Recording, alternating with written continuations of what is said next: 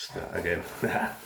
Sunday the 15th of September 2019. This is a repeat of a speech I gave at a meeting some couple of weeks ago now.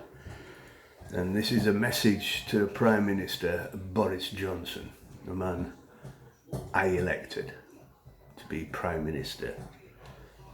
Currently licking his wounds as Parliament has got rid of everything that he can possibly do. Now, after thousands of hours of watching such people as Sargon of Akkad, Stephen Molyneux, Jordan Peterson, the Weinstein brothers and many, many other commentators throughout the YouTube sphere, I'd like to say to Boris Johnson, and I did say to him, that he might think he's in power, but he's not. Times have moved on a little bit. Many of you out there believe that we live in a... Many of you out there believe that the BBC is state-run media. Well, you're wrong, you're mistaken. What we have got is a media-run state. The BBC and the media run our governments. The media pick the candidates that we are allowed to elect, which is why we have ended up voting for the people we hate least. We've ended up with a one-party state.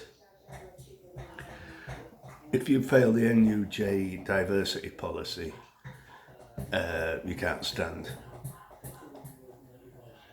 And the NUJ diversity policy stems from a continental thought line, from Sigmund Freud in Vienna through the Frankfurt School, the postmodern movement, many of them a bunch of degenerate, disease-riddled, drug-crazed hedonists. Who the hell were these people? Can we please find out whether these were actually sane and worth listening to? Because this thought line is destroying our civilization. From Gramsci's long march through the institutions to Edward Said. Now, Edward Said was a Lebanese Christian, educated at Cairo University. He was a postmodernist, and he laid all the global problems on white racism and white imperialism. And this has morphed into the preaching of white hatred now. It permeates our entire elite, and even though our elite were the racists and imperialists that Edward Said was complaining about, we were just conscripted and press ganged. It was the elite who went around the world ruling things, not us. I would like to say we were quite happy at home, but the mills and places like that were pretty horrible places at the time. And this has resulted in our entire state believing and acting as if the white working class is inherently evil.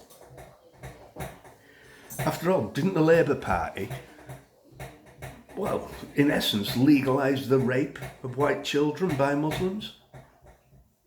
They told the police to ignore it because it was a lifestyle choice by these girls. Mass rape of thousands of our girls. Orwell pointed out that the middle class hated the rich and our systems. They don't care for the working class at all, these Marxists. They just want to tear everything down and build some sort of utopia.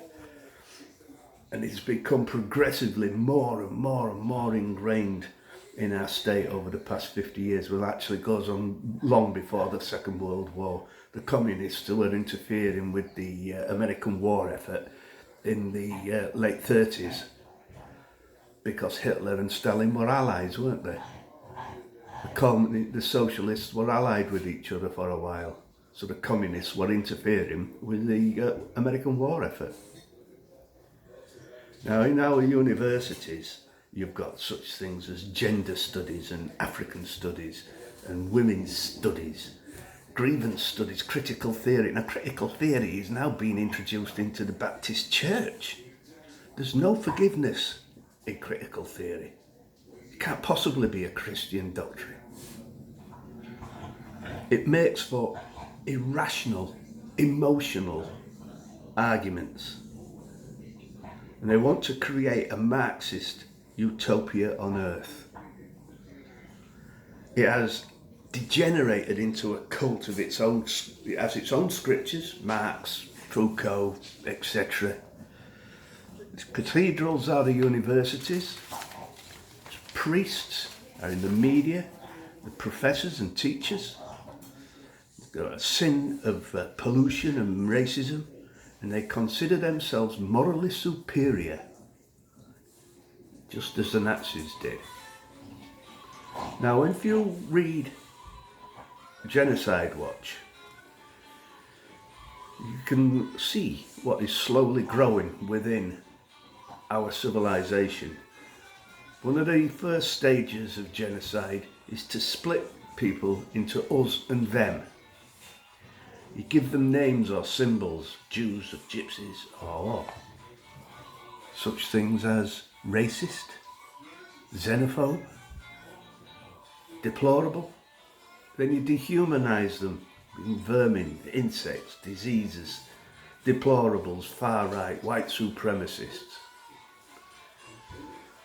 These genocides are always organised by the state, by our police, the corrupt CPS, the courts with activist judges in Scotland now, denying the English Democrats' case that we actually left Europe on the 29th of March. Such organisations as UAF, Hope Not Hate and Antifa, which have direct links to the Labour Party and therefore the government through the police. One of the most dangerous situations we face, already in London, old women and men are being attacked by the police or being racists. Such groups as the Britain First, the EDL, etc. We've faced the full force of this standing army that the government has now got to defend itself, called the police force. There's going to be 20,000 of these officers, recruits, entering through university to be turned into mindless drones of the postmodern cult, with full right to attack anybody who objects to them, to their diversity. These people will probably be Antifa and some of our other friends that we are not very impressed with. All this rhetoric of white supremacy and racism is being used to enforce open borders. Mr. Johnson, how did open borders work for the North Plain Indians or the Aborigines in Australia? Or even the grey squirrel, the red squirrel and the grey squirrel? What's happening there? These results are not good for the indigenous population. Now, Boris is planning an amnesty for all illegals. And Mr. Johnson, the result of this amnesty will be a permanent Marxist, Islamist government. And the end of Britain my father and my grandfather fought for. We will never be able to shape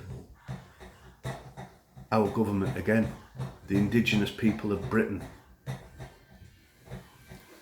So what do we want in Britain?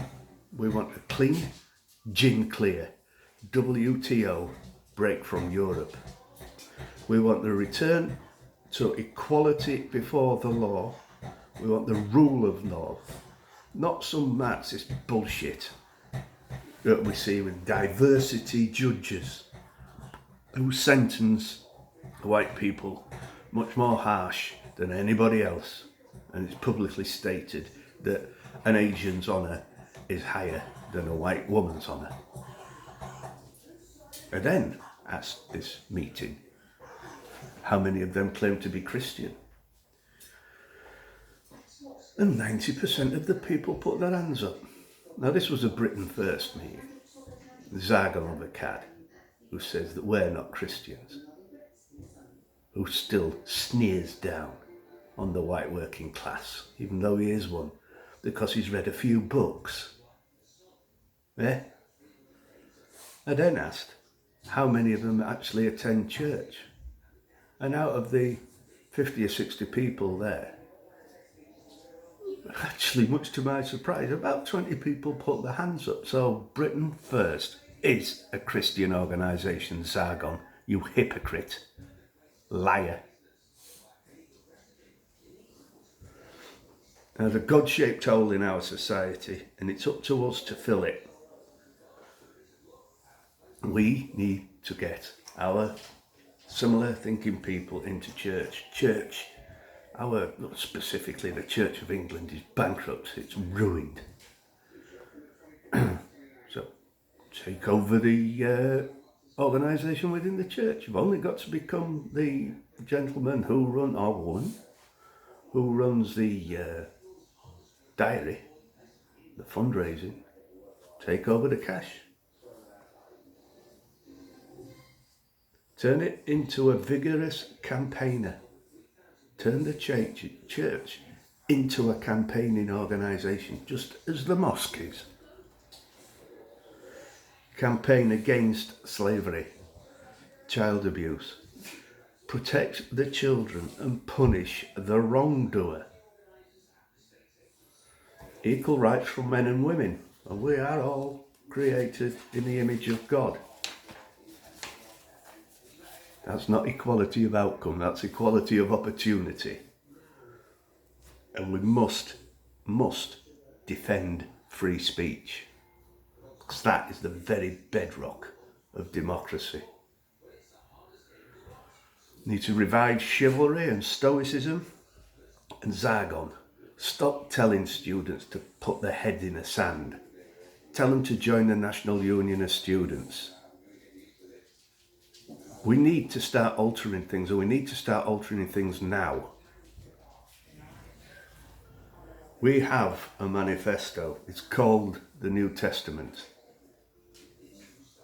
The truth is the way to the light, and the truth is Mr. Johnson, Boris Johnson, Prime Minister, and Sargon of Akkad.